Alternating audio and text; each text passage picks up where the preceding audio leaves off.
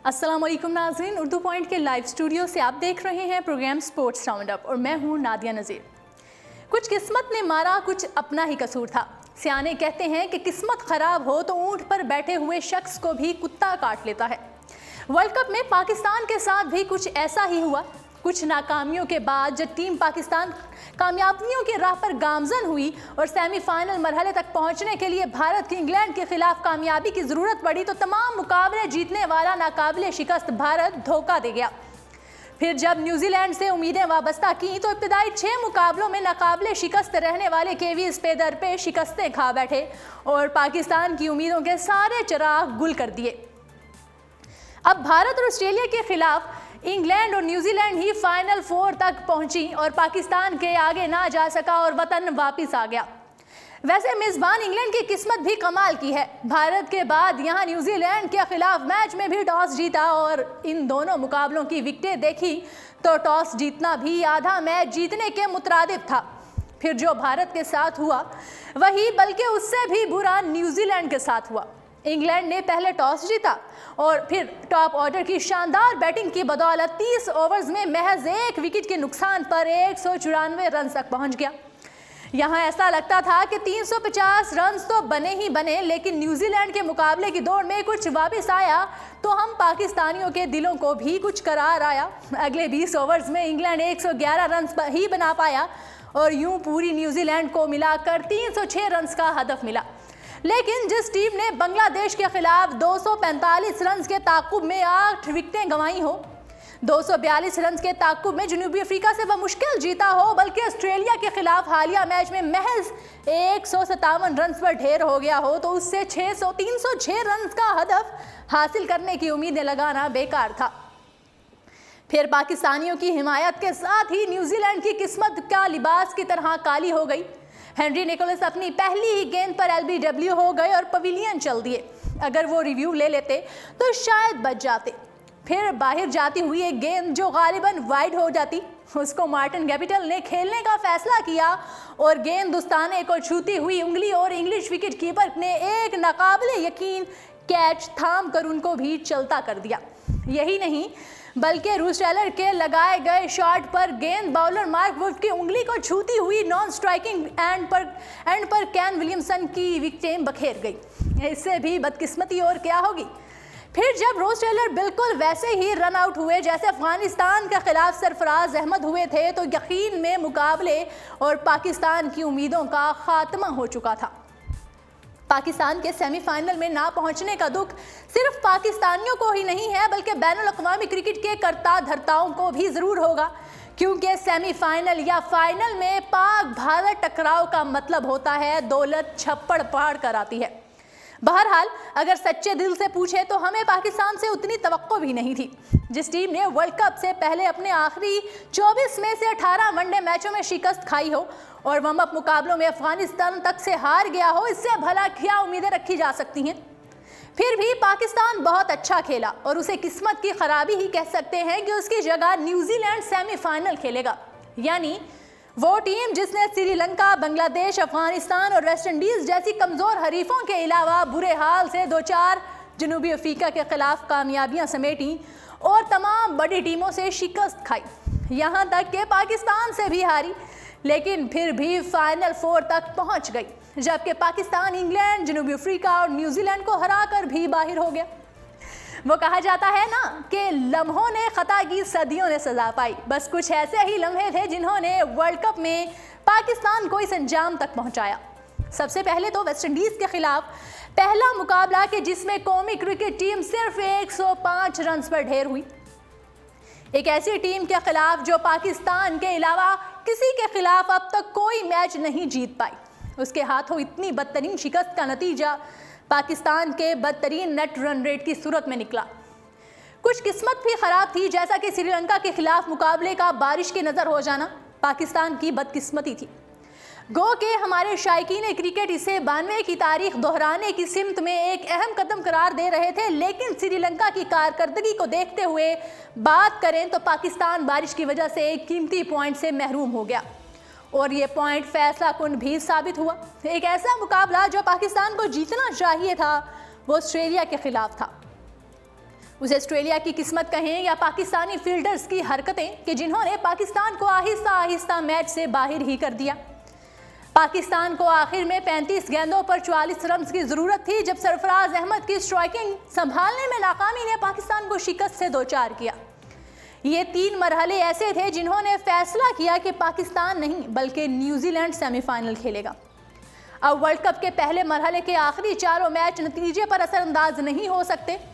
हाँ, अगर पाकिस्तान बांग्लादेश के खिलाफ पहले बैटिंग करते हुए 350 रन बना डालता और फिर बांग्लादेश को सिर्फ 38 रन पर ढेर कर देता तो उसका रन रेट न्यूजीलैंड से आगे निकल सकता था, या फिर 400 रन बनाकर बांग्लादेश को 84 रन पर आउट कर देता। लेकिन पाकिस्तान सिर्फ 316 रन का हदफ दे पाया और सेमीफाइनल की दौड़ से बाहर हो गया और न्यूजीलैंड बेहतरीन रन रेट की बदौलत मैच खत्म होने से कबल ही सेमीफाइनल में पहुंच गया। यह मुसलसल दूसरा वर्ल्ड कप है जब पाकिस्तानी टीम सेमीफाइनल में जगह बनाने में नाकाम रही है। पाकिस्तान के लिए वर्ल्ड कप 2019 में अगर मगर का खेल खत्म हो गया और ग्रीन शर्ट्स वर्ल्ड कप से बाहर हो गए। फैंस की उम्मीदें दम तोड़ गईं। बांग्लादेश के खिलाफ आखिरी लीग मैच में पाकिस्तान ने टॉस तो जीत लिया लेकिन स्कोर बोर्ड पर बड़ा नहीं बहुत बड़ा स्कोर सजाने में नाकाम रहे और क्रिकेट वर्ल्ड कप 2019 से बाहर होने के बाद कौमी क्रिकेट टीम के खिलाड़ी वतन वापस पहुंच गए। कौमी क्रिकेटर्स रात गए अलग अलग प्रवासों के जरिए लंदन से पाकिस्तान पहुंचे, जिसके बाद वो निजी गाड़ियों में एयरपोर्ट से अपने अपने घर रवाना हो गए। कप्तान सरफराज अहमद और फास्ट बॉलर मोहम्मद हसनैन कराची पहुंचे जबकि बाबर आजम, इमामुल हक, आसिफ अली लाहौर पहुंच गए। पीसीबी के जानिब से एयरपोर्ट पर खिलाड़ियों का इस्तकबाल करने के लिए खसूसी तौर पर कोई मौजूद नहीं था। अलबत्ता जिन्ना इंटरनेशनल एयरपोर्ट कराची में मौजूद कुछ अफराद ने कप्तान सरफराज अहमद के साथ सेल्फीज लीं। इस मौके पर किसी नाखुशगवार वाक़े से निपटने के लिए पुलिस ने गाड़ियों को सिक्योरिटी हिसार में लिए रखा था। एयरपोर्ट पर मीडिया नुमाइंदों ने सरफराज अहमद से बातचीत करने की कोशिश की लेकिन वो मीडिया से गुफ्तगू किए बगैर घर रवाना हो गए। ताहम आज दोपहर वो प्रेस कॉन्फ्रेंस करेंगे। ओपनिंग बल्लेबाज फ़खर जमान, शाहीन शाह अफरीदी, शादाब खान, इमाद वसीम भी इस्लामाबाद पहुंच गए हैं। शादाब खान, इमाद वसीम कल रावलपिंडी सहाफ़ियों से गुफ्तगू करेंगे। फास्ट बॉलर मोहम्मद आमिर, वहाब रियाज, मोहम्मद हफीज़ और शुएब मलिक फ़िलहाल इंग्लैंड में ही मज़ीद कुछ रोज़ क़याम करेंगे जबकि हेड कोच मिकी आर्थर जनूबी अफ्रीका जाएंगे। नाज़रीन, वर्ल्ड कप में बांग्लादेश के खिलाफ मैच में मोहम्मद हफीज़ बैटिंग और बॉलिंग दोनों में ही कुछ खास कारकर्दगी ना दिखा सके लेकिन उसके बावजूद अपनी एक गेंद की बदौलत खबरों की जीनत बन गए। मोहम्मद हफीज़ एक मरतबा फिर बैटिंग में नाकामी से 2-4 हुए और सिर्फ 27 रन बनाने के बाद मेहदी हसन को विकेट दे बैठे। बॉलिंग की बारी आई तो ऑलराउंडर कोई भी विकेट ना ले सके और इनिंग्स का पहला ओवर बिटन कराने के साथ मजमूई तौर पर 6 ओवर्स में 32 रन दिए। ताहम उनकी बॉलिंग के दौरान एक मौका ऐसा आया जिस पर शायकीन खूब महफूज हुए। पहला ओवर कराने के बाद जब हफीज़ अपना दूसरा ओवर कराने आए तो इस ओवर की आखिरी गेंद पर गेंद उनके हाथों से निकल गई और काफ़ी देर फिजा में रहने के बाद बल्लेबाज तक पहुंची। इसका अंदाज़ा इस बात से लगाया जा सकता है कि गेंद तकरीबन 3 सेकंड तक फिजा में रही और इसके बाद बैट्समैन सोमिया सरकार तक पहुंची जिसका उन्होंने भरपूर फ़ायदा उठाया और ज़ोरदार शॉट के ज़रिए गेंद को बाउंड्री की राह दिखाकर चौका हासिल किया। इस गेंद को इंटरनेशनल क्रिकेट काउंसिल ने भी नोटिस किया और हफीज़ की इस गेंद के हवाले से अपने मिशन पर मबनी एक मज़ाहिया ट्वीट कर दी जिसके ऊपर कैप्शन लिखा गया कि जब आपका कोच आपको गेंद फ्लाइट करने के लिए कहे। इस गेंद के हवाले से लोगों ने हफीज़ की बैटिंग को तनकीद का निशाना बनाते हुए कहा कि अगर इस गेंद पर हफीज़ खुद बैटिंग कर रहे होते तो ये शॉट सीधा डीप मिड विकेट पर खड़े फील्डर के हाथों में फेंक देते। याद रहे कि हफीज़ वर्ल्ड कप के दौरान कई मौक़ों पर पार्ट टाइम बॉलर्स के हाथों आउट हुए हैं और अक्सर मौक़ों पर छक्के वाली गेंद पर डीप मिड विकेट पर खड़े फील्डर को सीधा कैच देकर चलते बने। और नाजरीन, सरफराज अहमद ने क़यादत छोड़ने से इनकार कर दिया। कौमी कप्तान सरफराज अहमद ने ग्रीन शर्ट्स के वर्ल्ड कप से बाहर होने के बाद जिम्मेदारी छोड़ने से इनकार कर दिया है। गुज़श्ता रोज़ प्रेस कॉन्फ्रेंस करते हुए उन्होंने कहा कि बतौर कप्तान अपनी टीम की परफॉर्मेंस से मुतमईन हूँ। कप्तानी पर बरकरार रखने की ज़ाती ख्वाहिश है, कुछ नहीं होता। इस बारे में हतमी फैसला पीसीबी ने करना है क्योंकि टीम का कप्तान बोर्ड ने बनाया था और वो ही फैसला करेगा कि आइंदा क्या करना है। उन्होंने बताया कि जो टीम बनी थी वो मेरी मुशावरत से बनी और टीम मैनेजमेंट कोशिश करती है कि बेस्ट 11 ही मैदान में उतारी जाए। उन्होंने कहा कि बदकिस्मती से वर्ल्ड कप में वेस्ट इंडीज़ के खिलाफ पहले मैच में अच्छा नहीं खेल सके, लेकिन इंग्लैंड के खिलाफ बेहतरीन कमबैक किया। सरफराज अहमद ने तस्लीम किया कि ऑस्ट्रेलिया और भारत के खिलाफ उम्दा नहीं खेले और वो पूरा हफ्ता बहुत सख्त था। सरफराज अहमद ने बताया कि भारत से शिकस्त के बाद हमें बड़ी परेशानी का सामना रहा।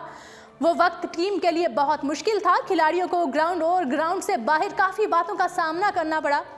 कई खिलाड़ियों ने अपने साथ होने वाले वाक़यात को बोर्ड के सामने रिपोर्ट भी किया। उन्होंने कहा कि भारत के खिलाफ मैच के बाद खिलाड़ियों के लिए 2 रोज़ का वक्फा लिया गया और एक मीटिंग भी की गई जिसमें खिलाड़ियों की परफॉर्मेंस का जायज़ा लिया गया। वर्ल्ड कप के सेमीफाइनल में ना पहुंचने पर कौम से माफ़ी मांगने से मुतालिक सवाल पर सरफराज अहमद ने कहा कि माफ़ी मांगने की कोई बात नहीं, हम 2-4 पॉइंट्स नहीं बल्कि 11 पॉइंट्स के साथ मेगा इवेंट से वापस आए हैं। सरफराज अहमद ने बांग्लादेश के खिलाफ मैच में 500 रन से मुतालिक कहा कि कभी ऐसा नहीं बोला था कि टीम ज़्यादा स्कोर बनाएगी, बल्कि सिर्फ इतना कहा था कि अगर मौजज़ा हो गया तो 500 रन भी बन सकते हैं। सरफराज अहमद ने कहा कि पूरी टीम उनकी और कोच की मर्जी से ही मुंतखब की गई थी। आसिफ अली को ना खिलाने से मुतालिक पूछे गए सवाल पर उन्होंने कहा कि हमारी कोशिश होती है कि उसकी बैटिंग आखिरी ओवर्स में आए ताकि वो ज़्यादा कारआमद साबित हो, और अफगानिस्तान के खिलाफ उन्हें ना खिलाने का मकसद 5 बॉलर्स के साथ मैदान में जाना था। उन्होंने कहा कि वर्ल्ड कप के आखिरी 4 मैचों में टीम ने जिस तरह कमबैक किया वो शानदार था। टीम में शामिल जूनियर और सीनियर समेत तमाम खिलाड़ियों ने बहुत अच्छा खेल पेश किया और कोचिंग स्टाफ ने बहुत मेहनत की। सरफराज अहमद ने बताया कि पहले एक मैच में रन रेट बहुत ज़्यादा गिर गया था, मगर टीम ने कोशिश की कि यहाँ मौका मिले अच्छी तरह से मैच जीतें।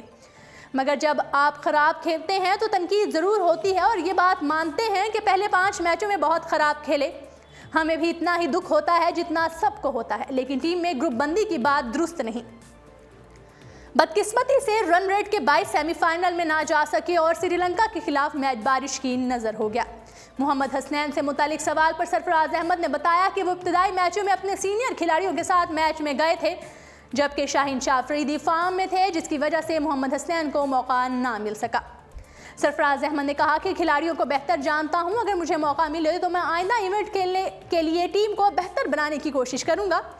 एक सवाल पर उन्होंने कहा कि शुरू के मैचों में कैच ड्रॉप हुए, लेकिन आखिरी मैचों में मुश्किल कैचेस भी लिए। उन्होंने कहा कि आखिरी मैच में टीम ने अच्छी कारकर्दगी दिखाई और हमने जीत के साथ टूर्नामेंट का अख्तिताम किया।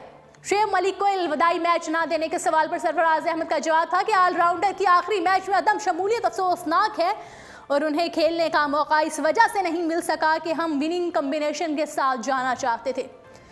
एक सवाल पर उनका कहना था कि हारिस सुहेल अच्छी फॉर्म में थे, इसलिए लोअर ऑर्डर पोजीशन पर खेल रहे थे। वैसे भी वर्ल्ड कप से कब फैसला किया था कि 5वें नंबर पर ही खेलूंगा। पाकिस्तान क्रिकेट के स्ट्रक्चर पर गुफ्तगू करते हुए सरफराज का कहना था कि सुना है कि डोमेस्टिक क्रिकेट में टीमों की तादाद को 6 कर दिया गया है, ताहम मेरी तजवीज़ है कि उनकी तादाद 8 होना चाहिए थी। और नाजरीन, आईसीसी रैंकिंग में कौमी खिलाड़ियों की ऊंची उड़ान, बाबर तीसरी पोजीशन पर आ गए। वर्ल्ड कप 2019 में ग्रुप मैचेस के अख्ताम पर आईसीसी की जानिब से जारी करदा हालिया रैंकिंग में पाकिस्तानी खिलाड़ियों की रैंकिंग में बेहतरी आई है। हालिया वर्ल्ड कप में नुमाया कारकर्दगी का मुजाहरा करने पर पाकिस्तानी खिलाड़ियों की रैंकिंग में तरक्की हुई है। कौमी टीम के बल्लेबाज बाबर आजम बैट्समैनों की रैंकिंग में 4 दर्जे बेहतरी के बाद तीसरी पोजीशन पर आ गए हैं, जबकि बाएं हाथ के ओपनर इमामुल हक 3 दर्जा बंदी के बाद 11वें नंबर पर पहुंच गए हैं। बॉलर्स की रैंकिंग की बात की जाए तो फास्ट बॉलर मोहम्मद आमिर हालिया वर्ल्ड कप में 17 विकेटें लेकर 28 दर्जा बंदी के बाद 12वीं पोजीशन पर आ गए हैं। इसके अलावा शाहीन शाह अफरीदी 34 दर्जे बंदी के बाद 23वें नंबर पर पहुंच चुके हैं। जी नाज़रीन, उर्दू पॉइंट के लाइव स्टूडियो से फिल वक्त इतना ही। खेलों की तमाम तर खबरों के साथ कल फिर होगी मुलाकात। कल तक के लिए दीजिएगा इजाज़त। अल्लाह निगहबान।